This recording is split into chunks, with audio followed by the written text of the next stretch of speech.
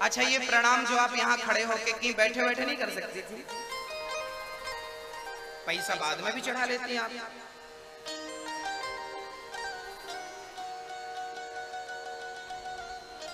अच्छा आप लोग बैठे बैठे प्रणाम करेंगे तो भगवान स्वीकार नहीं करेंगे क्या? नहीं करेंगे? तो इन माताओं को समझाओ कि बैठे बैठे भी कर लिया करो भाई। भगवान वस्तुओं का नहीं, मैं कह चुका हूं बार बार, पैसे भी मत चढ़ाया करो। जो पैसे यहाँ चढ़ाते हो वो किसी दीन दुखियों को दे दिया करो, उसका कल्याण होगा जिसको जरूरत है। यहाँ चढ़ाने से क्या होगा? कुछ नहीं। हाँ, जिसको जरूरत हो उसे दे दिया करो। 10 रुपए यहाँ चढ़ाती हो तो 10 रुपए का दूध खरीद के सासू माँ को पिला दिया करो। सासू माँ को खिलाया पिलाया करो। बढ़िया रसगुल्ले ले जाया करो, सास को कभी खिला, 10 रुपए के ले जाओ। चलो रसगुल्ले नहीं खिलाती, यहाँ पैसे चढ़ाती रहते हो। यहाँ क्या काम था? ओ मैया फिर तुम गांठ छोड़ने लगी। पैसा चढ़ा रही हो मैया, मना कर रहा हूं मत चढ़ाओ।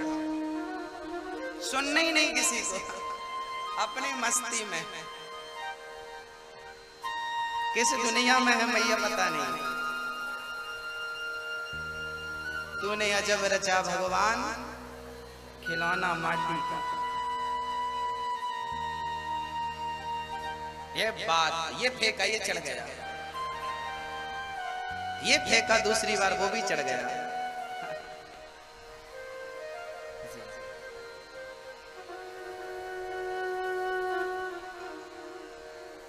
है ना? हमारी माता ऐसे फेंकती हैं, ये लो। अच्छा आप लोग ना भगवान को फेंक के देते हो। अच्छा आपको हम पैसा फेंक के दें, ले अच्छा लगेगा? आपने हमसे मांगा कि हमें 100 रुपए दीजिए, हमें जरूरी है। अब हम आपको 100 रुपए कैसे दें? ऐसे यहाँ लो, अच्छा लगेगा आपको? कुत्तों को रोटी कैसे डालते हैं? फेंक के। आप लोग भगवान को ही पैसा वैसे देते हैं, फेंक कैसे ले लिए ना, ऐसा नहीं। भगवान को पैसा कैसे दिया जाता है आज मैं आपको बताऊंगा। भगवान को पैसा कैसे दिया जाता है बता दूं? भगवान को पैसा ऐसे नहीं दिया जाता। फिर कैसे दिया जाता? भगवान को पैसा, अच्छा भगवान को क्या पैसों की कमी है? ये क्या? ये क्या?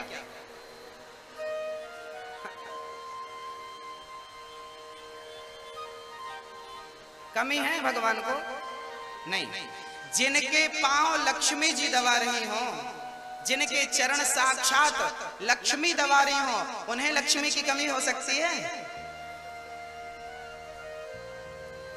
फिर पैसा कैसे दें भगवान को? मैं कहता हूं कि पैसे कैसे दिया गया। भगवान पैसे कैसे स्वीकार करता मैं बताता हूं। जब आप मंदिर जाओ और मंदिर जाओ तो आपको लगे कि हाँ हमें 100 रुपए चढ़ाने हैं, तो वो 100 रुपए कैसे चढ़ाओ? बोले 100 रुपए जाकर भगवान को मत दो, वो 100 रुपए का बढ़िया कुछ खाने का खरीदो, दाल चावल जो भी है, फल फूल मेवा मिष्ठान खरीदो और देखो कि मंदिर के पास भूखा कौन है। 5 मिनट बैठकर नजर घुमाओ, देखो कि कौन भूखा है। यदि कोई भूखा प्यासा बैठा है तो वो 100 रुपए का भरपेट भोजन उस भूखे को खिलाओगे ना तो उसके पेट में जाएगा, तो उसके पेट से भगवान के पेट तक अपने आप पहुंच जाएगा। सही जगह पहुंच गया आपका पैसा, भगवान के पास रख दिया, पहुंच गया। तो क्यों रखते हो? क्यों पागल बने हो? कब अक्ल आएगी? इसलिए हम वृंदावन में वृद्धों की सेवा कर रहे हैं, वृद्ध माओं की।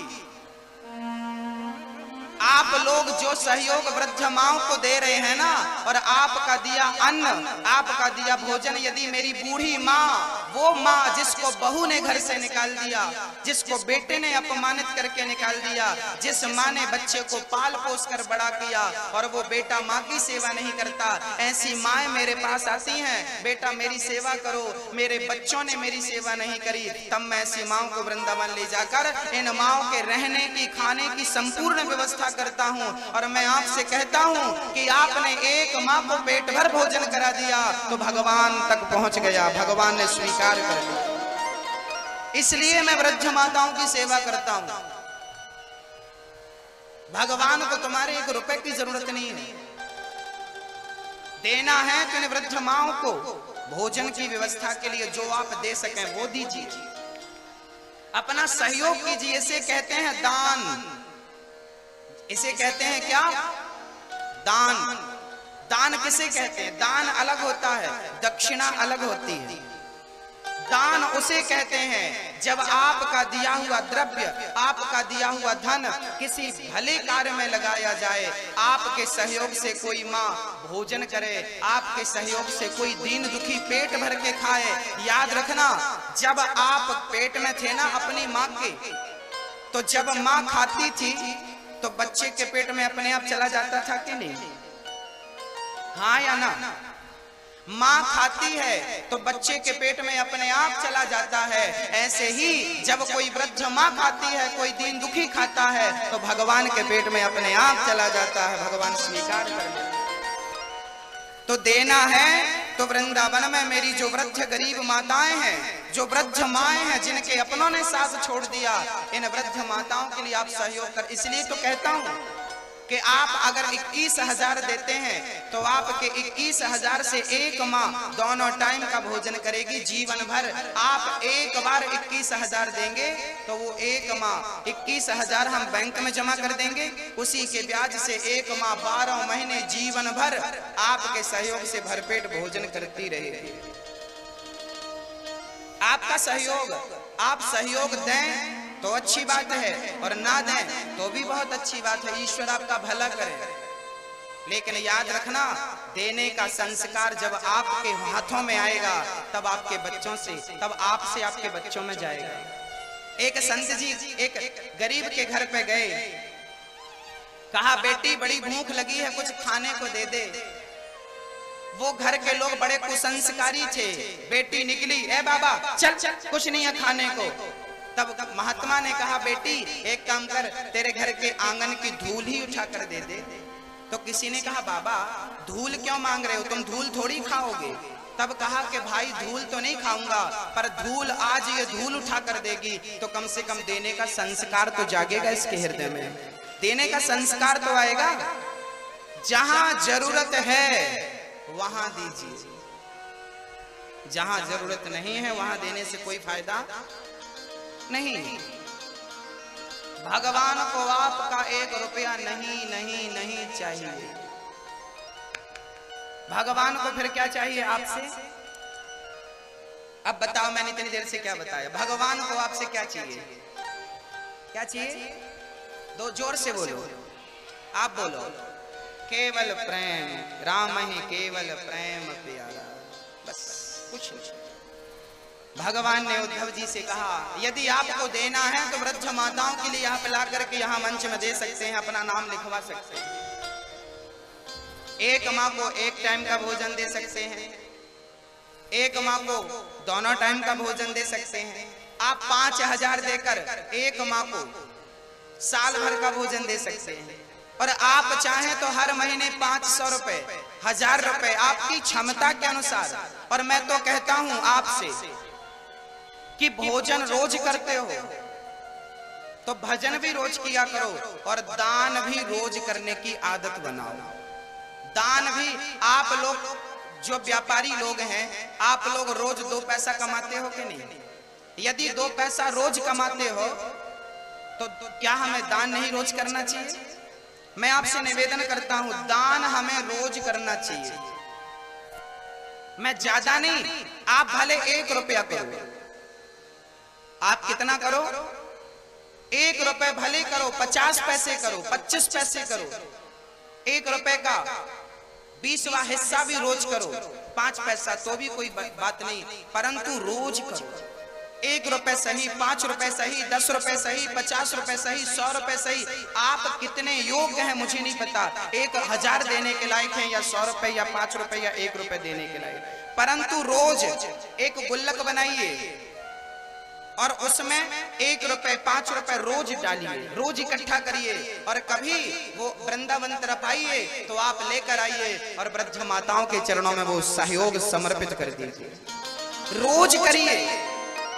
या बैंकों में आप खाता नंबर हमसे ले लीजिएगा और वृद्ध माताओं के लिए आप हर महीने 100 रुपए, 200 रुपए, 500 रुपए, 1000 रुपए खाते पे डाल सकते हैं, ताकि आपका अन्न, आपका भोजन, आपके उससे एक माँ रोज भोजन करेगी। आप एक बार नहीं कर सकते ना, आप 5 रुपए रोज दान करिए, 2 रुपए रोज दान करिए। आप बताइए क्या इतना नहीं कर सकते आप? क्या इतना करने के योग्य हैं या नहीं? हाँ या ना में जवाब चाहिए।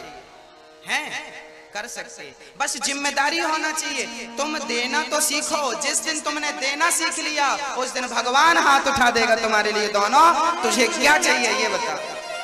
आप नहीं देते ना तो वो भी हाथ बांधे बैठा, तुम नहीं दो तो मैं कैसे? सुदामा को भी पहले 2 मुट्ठी चावल देना पड़ा, बाद में भगवान ने दिया। भगवान बाद में देता है, पहले देता है कि तू क्या देता है। तेरी हैसियत इतना कुछ देने की है, फिर भी तूने इतना सा दिया। भगवान कहेगा तूने जितना दिया है मैं उतना तुझे देता हूँ, और तुम्हारी हैसियत बहुत कम है।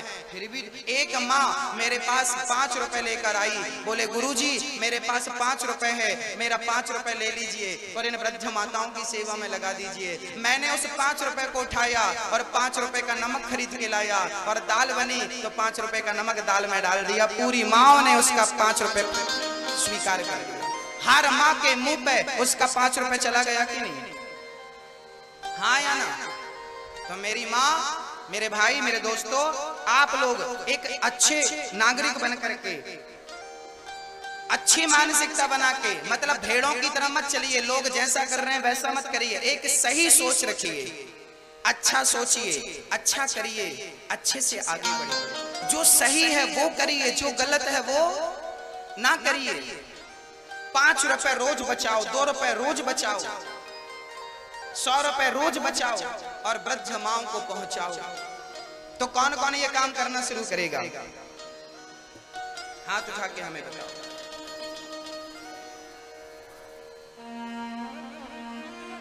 चलिए आपके हिसाब से कर लीजिएगा। सुदामा, भगवान ने उद्धव को भेजा, कुछ भक्तों ने सहयोग किया है। वृद्ध माता, आप में से जिनको सहयोग करना है बैठे बैठे अपना हाथ उठा दो, हमारे कार्यकर्ता आप तक पहुंच करके आपका सहयोग लेकर के आपका नाम लिख लेंगे। जिनको भी वृद्ध माताओं के लिए दान करना है हाथ उठा दो। अच्छा, आप लोग हाथ उठा रहे, आप जा करके जो भी सहयोग करना चाहें आपका नाम लिखवा दीजिए। बोले वृंदावन बिहारी लाल की, श्रीमद् भागवत महापुराण की जय हो, श्री व्यास नारायण जी भगवान की। जैसा कि महाराज जी ने सूचित किया, महाराज जी के माध्यम से श्री धाम वृंदावन में वृद्धों की सेवा के लिए एक आश्रम निर्माण का कार्य चल रहा है, जो कुछ समय ही बाद पूरा हो जाएगा और वृद्ध माताओं की सेवा के लिए तैयार होगा। ऐसे महान कार्य में आप सब महाराज जी के इस प्रकल्प में जुड़िए, संस्था से जुड़िए, सदस्य बनिए और आजीवन इस कार्य को करते रहिए। आजीवन पुण्य आपको प्राप्त होता रहेगा अनंत समय तक। कुछ भक्तों ने इस महान कार्य में सहयोग प्रदान किया है। आइए उन महान दानदाताओं के नाम जानते हैं। श्री राजवती दासी, आपकी ओर से 500 रुपए की राशि समर्पित की गई है। जोरदार तालियों से आपका सम्मान किया जा रहा है। श्री पन्नालाल जी शाह, कल्याणपुर से हैं आप, आपकी ओर से 1100 रुपए की राशि समर्पित की गई है। जोरदार तालियों से आपका भी सम्मान किया जा रहा है। श्री शिव नारायण महतो तुलसी पट्टी से हैं, आपकी ओर से भी 1100 रुपए की राशि भेंट की गई है। जोरदार तालियों से आपका भी सम्मान किया जा रहा है। श्री राम कृपाल सिंह जी इमलिया चकिया पूर्वी चंपारण से हैं आप। आपकी ओर से 1100 रुपए की राशि भेंट की गई है। जोरदार तालियों से आपका भी सम्मान किया जा रहा है। श्री हरि बरगनिया सीतामढ़ी से हैं। आपकी ओर से 1000 रुपए की राशि भेंट की गई है। जोरदार तालियों से आपका भी सम्मान किया जा रहा है। श्री अमित कश्यप कल्याणपुर गांव बाकलपुर से हैं आप। आपने भी 500 रुपए की राशि भेंट की है। जोरदार तालियों से आपका भी सम्मान किया जा रहा है। और भी जिन भक्तों को इस महान कार्य में अपना सहयोग प्रदान करना है, हमारे कार्यकर्ता आपके समीप आ रहे हैं या आप यहाँ मंच में भी ला करके अपनी राशि जमा कर सकते हैं। कुछ ही समय के बाद आपके नाम की भी घोषणा होगी। चलते हैं महाराज जी की ओर। जय श्री कृष्णा, जय श्री राधे। भगवान श्री कृष्ण ने उद्धव जी से कहा वृंदावन जाइए और मेरी गोपियों को संदेशा सुनाइए। कहा घनश्याम ने उद्धव से वृंदावन जरा जाना।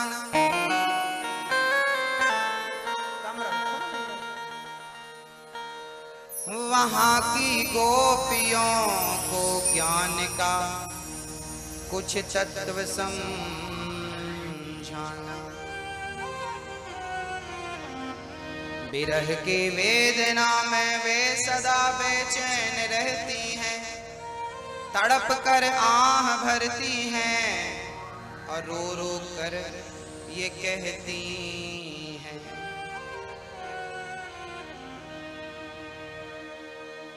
भगवान श्री कृष्ण चल पड़े, उद्धव जी चल पड़े और जैसे ही उद्धव जी महाराज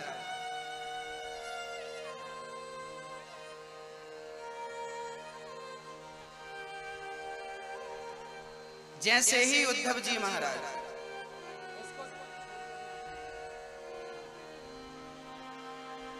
जैसे ही उद्धव जी महाराज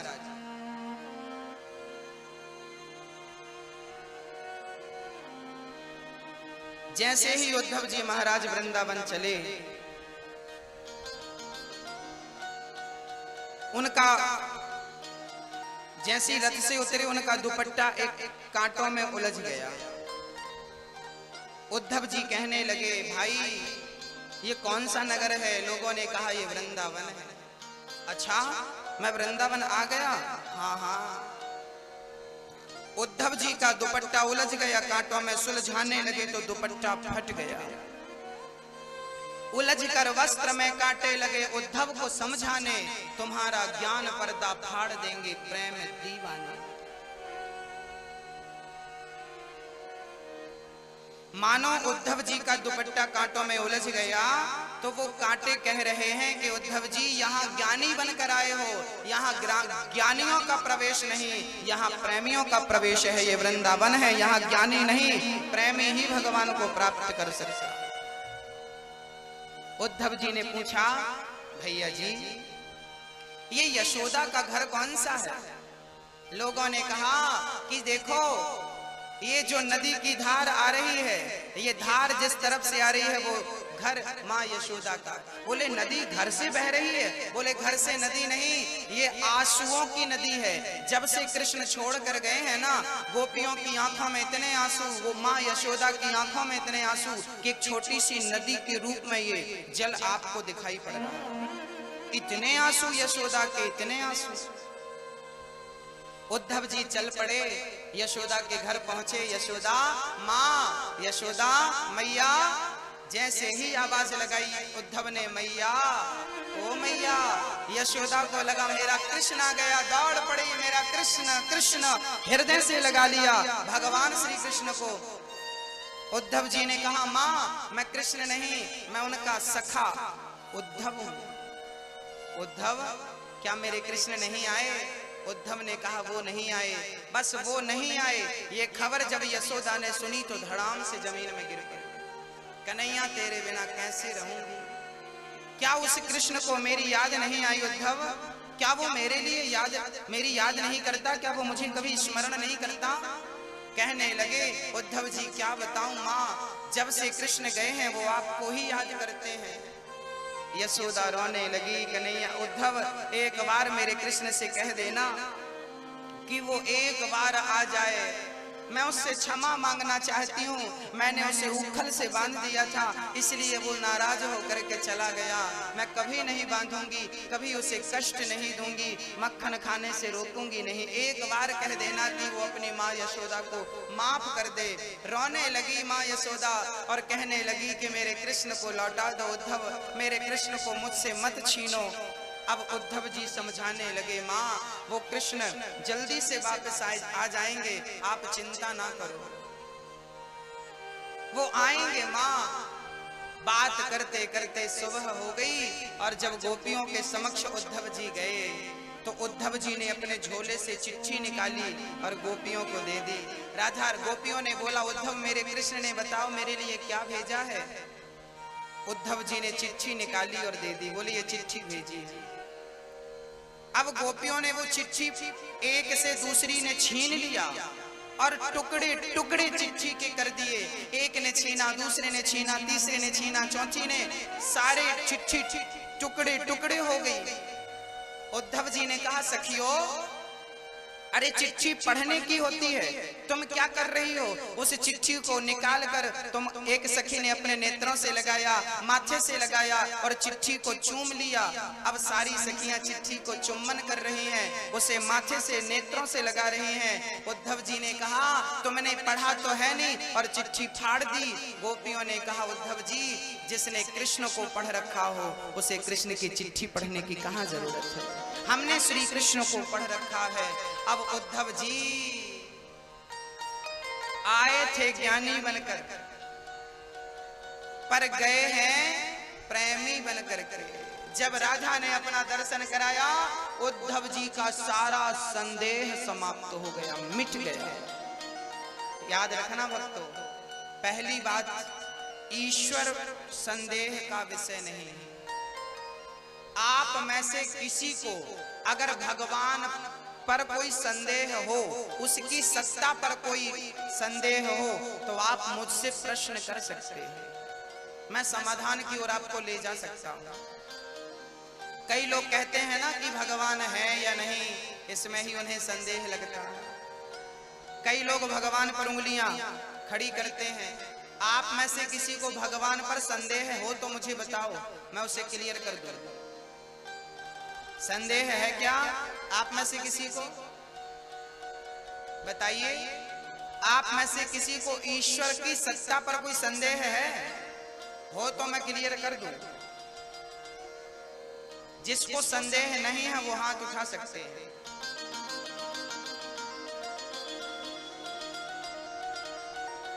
ठीक, कई लोगों को होता है इसलिए मैंने आपसे पूछ लिया। आजकल विज्ञान पढ़ने वाले, साइंस पढ़ने वाले लोग थोड़ा प्रश्न करते रहते हैं, मैं उनको भी जवाब देता हूं। याद रखना भगवान के सामने साइंस भी चुप हो जाता है, साइलेंट, कोई उत्तर नहीं है।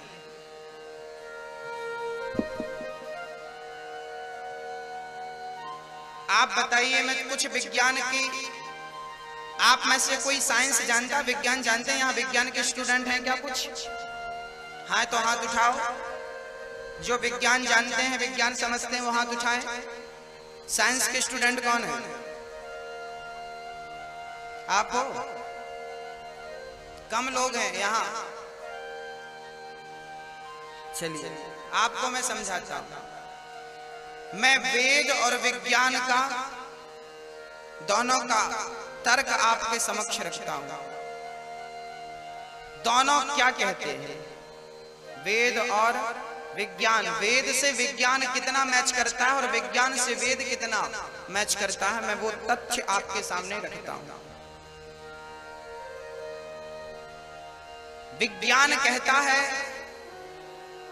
कि हम प्रत्यक्ष को मानते हैं, प्रमाण मांगते हैं और प्रमाण को ही मानते हैं।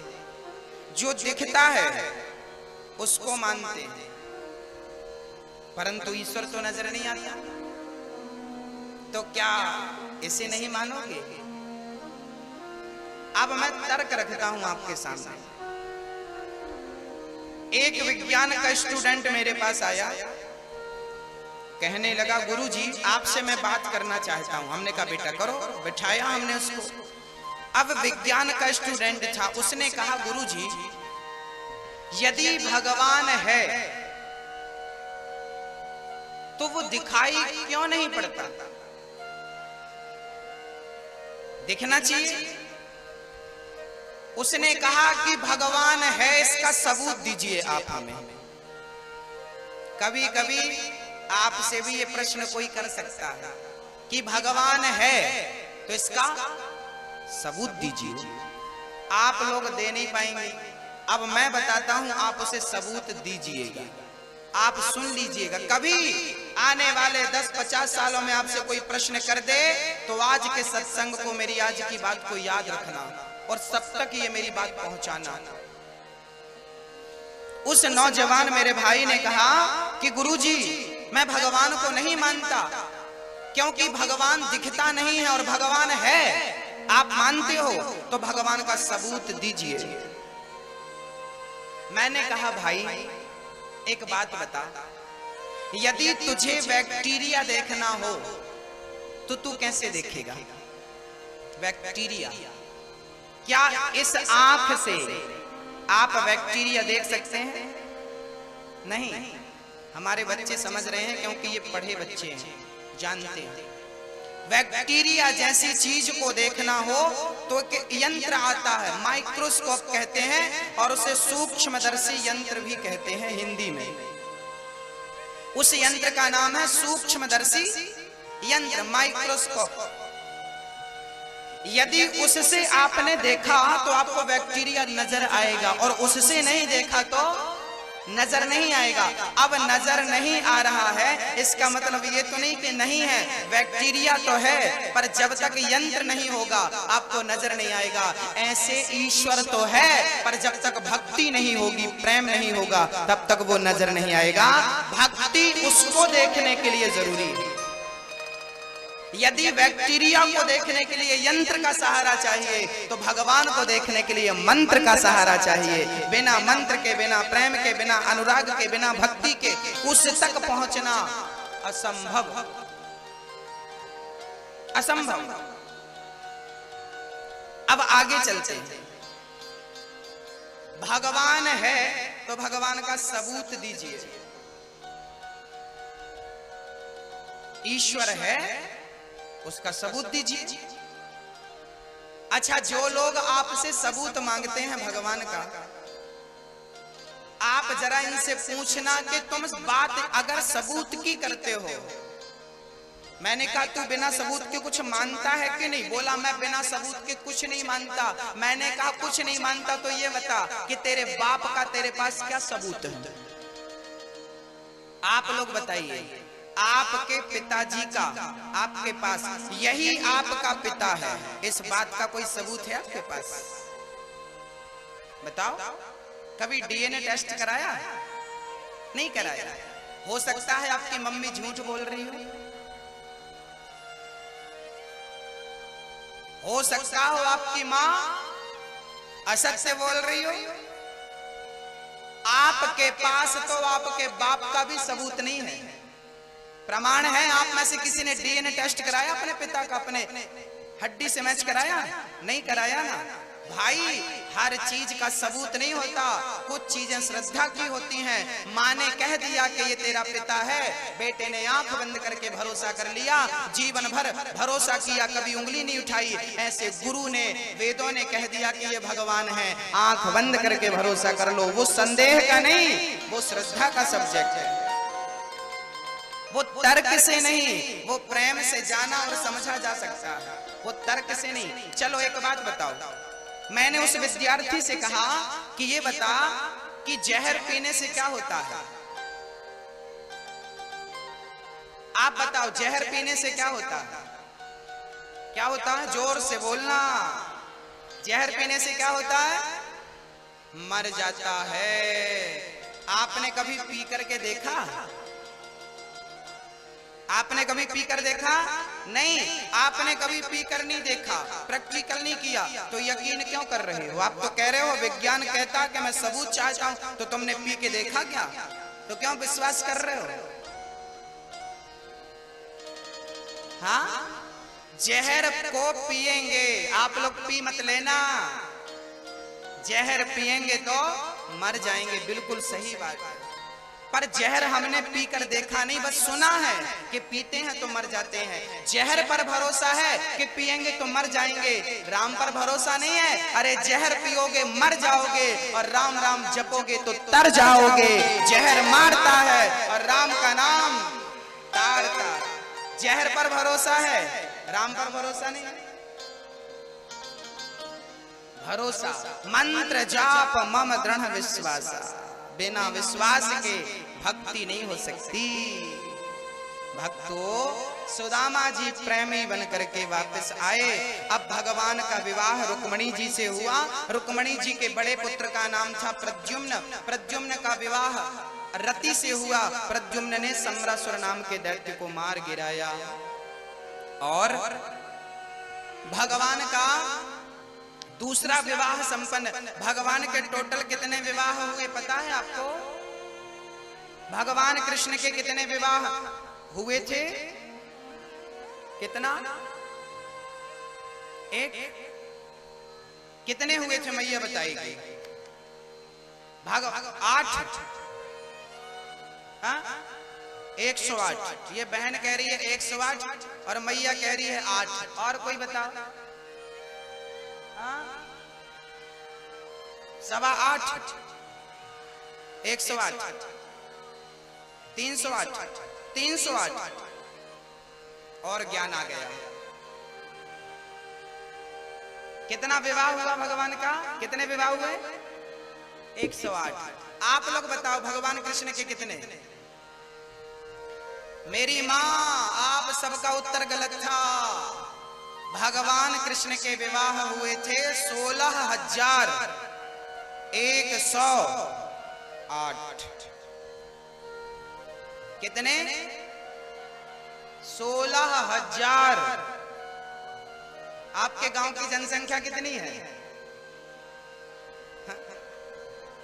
इतनी है कि नहीं? नहीं है। 16,108 विवाह हुआ। और भगवान का सबसे पहला विवाह किसके संग हुआ था? भगवान का सबसे पहला विवाह किसके साथ हुआ था? किसके साथ?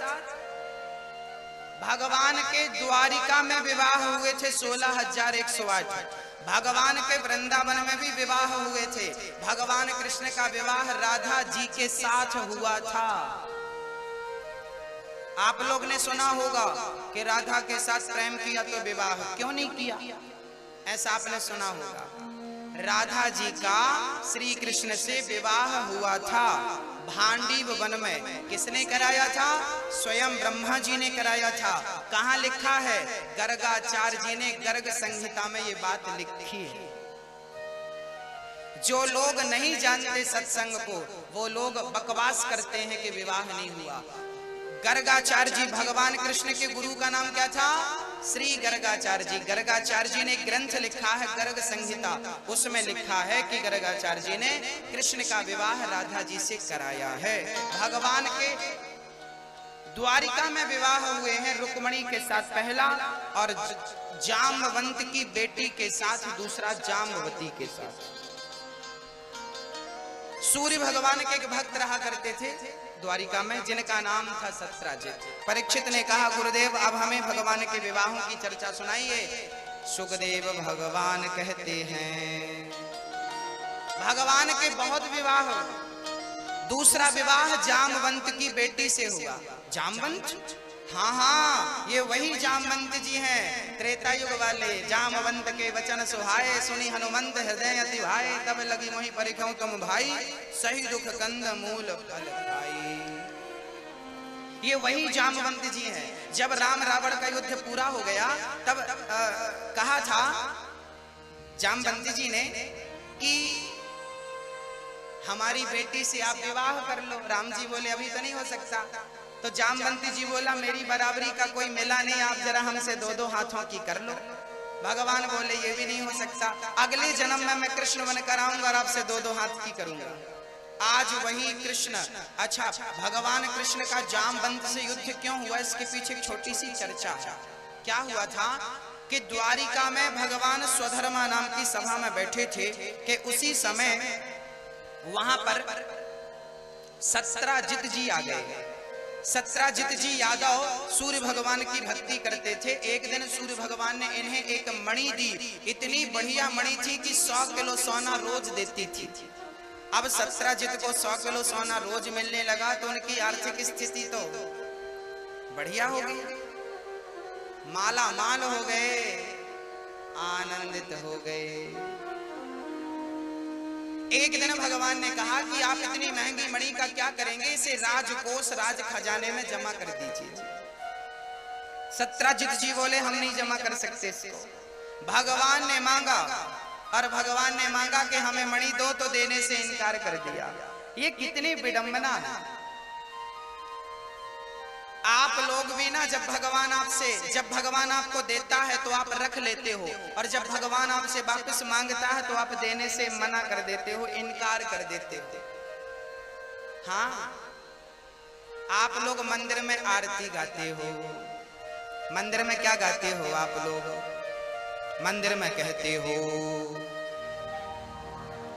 मंदिर में कहते हो कि तन भी तेरा मन भी तेरा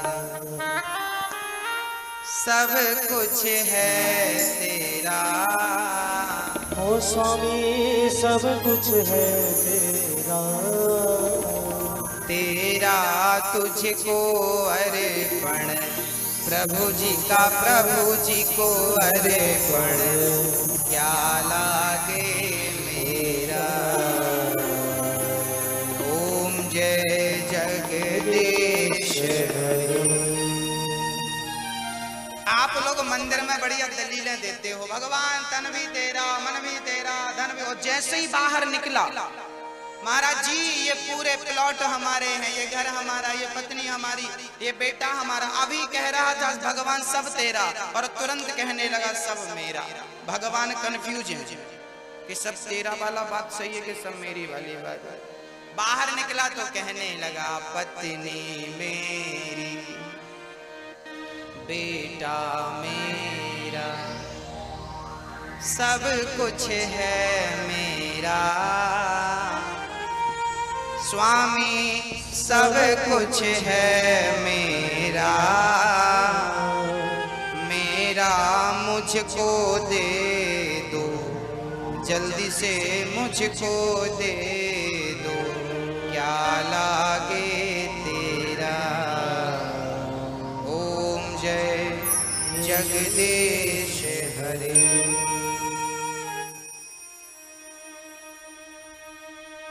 अच्छा एक बात बताना, एक प्रश्न का उत्तर देना। आप लोग बहुत अच्छे से कथा सुन रहे हो, मुझे बड़ी खुशी हो रही है आपको देख करके।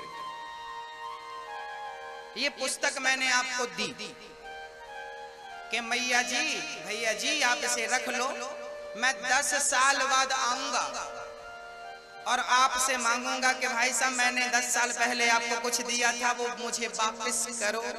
तो आप लोग मुझे वापस करेंगे कि नहीं? मैं यदि कोई वस्तु आपको दे जाऊं और कहूं कि 10, 15, 20 साल बाद मैं जब आऊं और जब मांगूं तो आप देना, आप दोगे कि नहीं? हाँ या ना? भैया जी आप बताओ, देंगे ना? बिल्कुल देंगे, ईमानदारी कहती है। अच्छा हंसते हंसते देंगे कि रोते रोते? लेकिन आप लोग नहीं देते, आप लोग ना रोने लगते हो और आप लोग पकड़ के बैठ, नहीं नहीं अब ये हमारी, अब हम नहीं देंगे, आप जाओ। आप लोग ऐसा करते हो, कहां करते हो? मैं बताता हूं। जैसा मैंने ये पुस्तक आपको दे दिया 10 साल, ऐसे ही भगवान ने तुम्हें बेटा दिया है, बेटी दी है, पद दिया है, प्रतिष्ठा दी है, धन दिया है, ये शरीर दिया है, सब कुछ उसी ने दिया है। तो जब उसका दिया ही सब तुम्हारे पास है, और जब वो मांगता है कि चलो अब बेटा वापस करो, तुम्हारे पुत्र का टाइम पूरा हो गया, पत्नी वापस करो, पति वापस करो, जब आपसे भगवान मांगता है तो आप क्या कहती हो? नहीं नहीं नहीं, हम नहीं देंगे। और कोई की पत्नी मर गई, पति मर गया, तो लोग रोते, भगवान तू बड़ा निर्दयी है, मेरे पति को छीन लिया, मेरे पुत्र को छीन लिया। तेरा पुत्र, तेरा पति तेरा थोड़ी था, अरे उसी का था, आज उसी ने ले लिया, तो बुरा क्यों मांगते हो? आपने हंसते हंसते लिया था तो हंसते हंसते वापस करिए। यही सच्चाई संसार की है।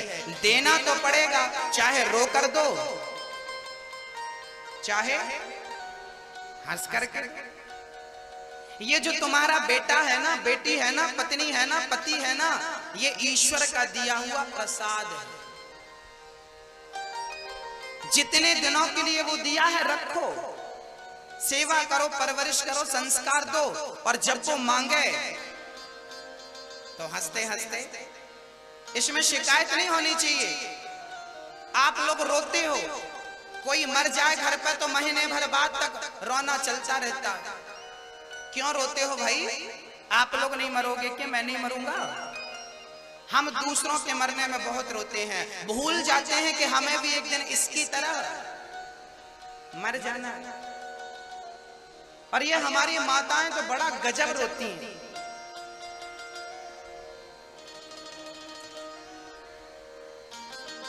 ऐसे भगवान के लिए कभी रोई आप मंदिर जा करके उसके प्रेम में? नहीं।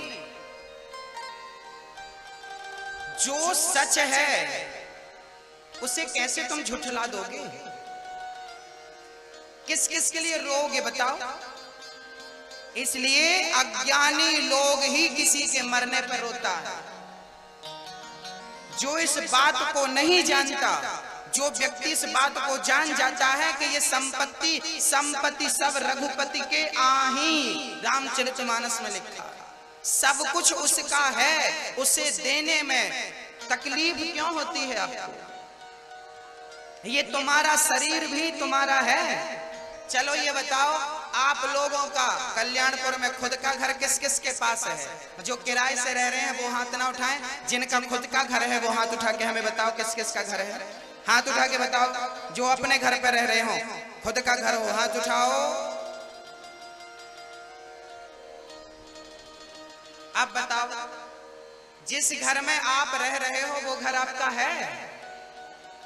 नहीं नहीं नहीं गुरुजी, रजिस्ट्री तो हमारे नाम की है। हमारा हुआ? हाँ हाँ, रजिस्ट्री भले तुम्हारे नाम की है, तुम्हारे बाप के नाम की भी थी, तुम्हारे दादा के नाम की भी थी, तुम्हारे दादा के दादा के दादा के नाम की भी रजिस्ट्री थी। कौन ले गया? तुम्हारे दादा ले गए कि तुम्हारे दादा के दादा ले? तुम ले जाओगे, रजिस्ट्री रखी रह जाएगी। एक बात बताऊं मैया जी, ये जिस घर पे हम रहते हैं वो घर हमारा नहीं है, वो घर कन्हैया का है। ये मानसिकता बनाओ कि कन्हैया जिस घर पे हम रहते हैं वो घर हमारा नहीं, वो घर तेरा है। फिर हम कौन है? बोले हम तो कन्हैया के किराएदार हैं, हम तो कन्हैया के। हम कौन है बताओ? हम कन्हैया के किराएदार। जोर से बोलो, हम कौन है? हम कन्हैया के। घर तो कन्हैया का है और हम उसके घर पे किराए से रहते हैं। अच्छा, किराए से रहते हो तो हर महीना किराया देना पड़ता है मालिक को। 2000, 5000, 10,000 जो भी फिक्स है देना पड़ेगा। तो आप लोग यदि कहते हो कि घर कन्हैया का है, हम किराएदार हैं, तो उसका किराया चुकाएंगे कि नहीं? रोज घर पर कीर्तन किया करो। कल मैंने कहा था रोज घर पर कीर्तन किया करो, भगवान को याद किया करो, स्मरण किया करो। लोग पूछें कि क्या कर रहे हो तो कह देना कि मैं भगवान का किराया चुका रहा हूं। यही किराया चुकाना, उसका स्मरण करना, उसका कीर्तन करना, उसको याद करना, उसका किराया चुकाना है। तो कौन कौन आज से किराया चुकाएगा कन्हैया का? मैया आप लोग नहीं चुकाओगी? मेरी माँ हाथ उठाओ। मेरी माँ, कौन कौन किराया चुकाएगा? रोज अपने घर पर कीर्तन करोगे, एक मैया मेरे पास आई, गुरुजी मैं बड़ी दुखी हूँ, बड़ी दुखी हूँ। मैंने कहा राम राम जपा करो, सीताराम सीताराम सीताराम सीताराम सीताराम सीताराम। बोली गुरुजी कुछ और बताओ। उन्होंने कहा, मैंने कहा क्या, मैंने क्या बोला, मैंने क्या बोला, क्या करा करो, सीताराम सीताराम। बोलो जरा, सीताराम सीताराम सीताराम सीताराम सीताराम सीताराम, राधे श्याम राधे नारायण नारायण। मैंने कहा जपा करो, ये सब जपोगी ना तो तुम्हारे घर में जितना कष्ट है, संकट है, सब खत्म हो जाएगा। बोला गुरुजी कुछ और बताओ। हमने कहा फिर कुएं में कूद जाओ, सबसे बढ़िया। जब तुम्हें भगवान पर भरोसा ही नहीं है तो क्या बता सकता है कोई? हाँ? कोई दूसरा उपाय है? राम नाम से बड़ा कोई मंत्र दुनिया में हो तो आप मुझे बता दो, मैं उसको जपूंगा। भाई है कोई मंत्र राम से बड़ा? राम ही सबसे बड़ा है। इसलिए मरने वाला जब मरता है तो पीछे से लोग कहते हैं कि राम नाम ये वही नाम है जो मंदिर में भी लिया जाता है, और शमशान में जलते हुए मुर्दे को पवित्र करने के लिए भी मंत्र बोला जाता है, ताकि इस मुर्दे को भी शांति मिले और भगवान का द्वार घर मिल जाए। ये वो मंत्र है जो मंदिर से लेकर शमशान तक चलता है, और दूसरा कोई मंत्र शमशान तक नहीं जाता। याद रखना, जाता हो तो बताओ। सारे लोग मरने पर राम नाम ही बोलते हैं, कुछ और बोलते हैं। क्यों बोलते हैं? क्योंकि राम में ही वो शक्ति है जो मृत आत्मा के, मरे हुए मुर्दे के शरीर को भी यदि राम नाम ने छू लिया तो उसका भी उद्धार हो जाता है। इसलिए मुर्दे के संग राम राम बोला जाता है। तो मुर्दे के संग राम राम बोला जाता। तुम जिंदा हो तब बोलते हो ना राम राम। मरने के बाद दुनिया तुम्हारे लिए नाम जपे, उससे अच्छा तुम जीते जी जपो ना भैया। कब जपोगे? समय तो नजदीक आ गया। यमराज जी सिर पे नाच रहे हैं, मौत सिर पे घूम रही है, कब जपोगे? इसलिए काम करते रहो और नाम जपते रहो, झाड़ू लगाते रहो। सीताराम सीताराम, ये झाड़ू है। सीताराम सीताराम सीताराम सीताराम सीताराम। पोंछा लगाते रहो, सीताराम सीताराम जपते रहो, राम को याद करते रहो। भोजन बनाते रहो, रोटी सीताराम सीताराम सीताराम, सब्जी छौंकते रहो सीताराम सीता, दुकान पर बैठे रहो सीताराम, किसान हो खेत में जाते रहो सीताराम। हर घड़ी हर पल उस राम के चिंतन में खोए रहा करो। देख लेना भक्तों, मैं विश्वास से कहता हूँ, इस राम को तुमने धारण कर लिया, नाम को धारण कर लिया ना, तो भगवान तुम्हें अपनी पलकों पर बिठा लेगा और जीवन में कभी संकट नहीं आएगा आपके। जो चाहते हो, जो इच्छा तुम करोगे, इच्छा करने के पहले ही भगवान तुम्हारे सामने लाकर खड़ा कर देगा जो तुम चाहते हो। लेकिन मेरी शर्त है कि तुम्हें एक बार विश्वास के साथ इस नाम को धारण करना पड़ेगा। कौन कौन धारण करेगा? हाथ उठा के बताओ। दादाजी बैठ करके व्यर्थ की गपशप ना किया करो, भगवान का चिंतन किया करो।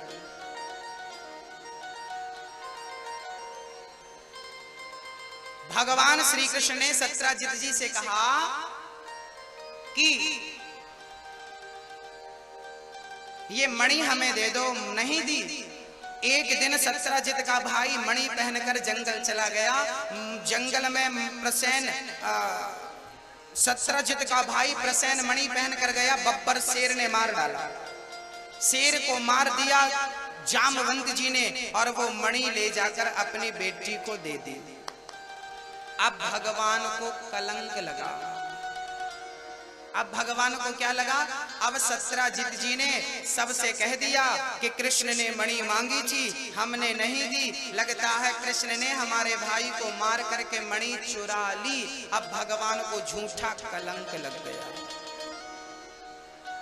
झूठा कलंक।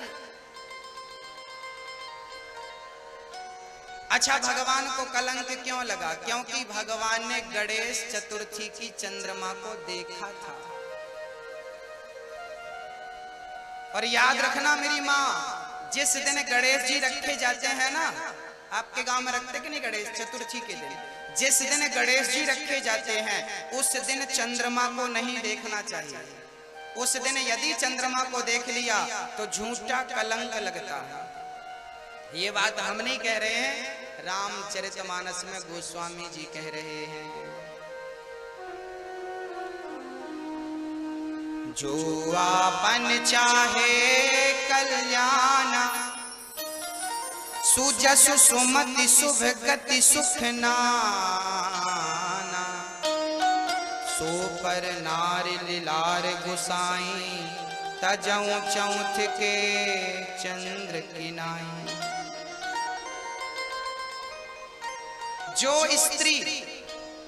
जो स्त्री अपना कल्याण चाहती है, मेरी बात ध्यान से सुनना। आज मैंने कहा था, कल कहा था कि बच्चों को लेकर आना, आप लोग लाए हैं। अब जिस लिए बच्चों को आज लाए हैं, मैं वो बात सुनाने जा रहा हूं। बहुत गंभीरता से सुनिए और समझिए। शास्त्र कहते हैं, रामचरितमानस कहती है कि जो अपना कल्याण चाहता है, चाहे वो स्त्री हो चाहे वो पुरुष हो, जो आपन चाहे कल्याणा, सुजसु सुमति शुभ गति सुख नाना। जो स्त्री अपना कल्याण चाहती है वो पर पुरुष को देखना छोड़ दे, और जो पुरुष अपना कल्याण चाहता है वो पर नारी को देखना छोड़ दे। एक सज्जन हमसे बोले, गुरुजी आप कह रहे हो देखना छोड़ दो, तो भाई बाजार निकलते हैं तो देखना तो हो ही जाता है। अब क्या आंखों में पट्टी बांध लें? पट्टी बांध लें आंखों में? हमने कहा भाई पट्टी बांधने की जरूरत नहीं है, केवल अपना दृष्टिकोण बदलने की जरूरत है, केवल नजरिया बदलने की जरूरत है। और जिस दिन ये नजरिया तुम बदल दोगे, उस दिन संसार बदल जाएगा। स्त्रियों को देखना गलत नहीं है, पुरुषों को देखना गलत नहीं है, पर देखने का नजरिया होना चाहिए। क्या नजरिया होना चाहिए वो मैं आपके समक्ष रखता हूं, जरा सावधान होकर के सुनिएगा। स्त्री पुरुष को कैसे देखे और पुरुष स्त्री को कैसे देखे। देखना बुरा नहीं है, सावधान भैया, बिल्कुल बात ना हो, आपसे निवेदन है, सावधान। देखना बुरा नहीं है, ताकना बुरा है। शास्त्र कहते हैं देखो पर ताको मत।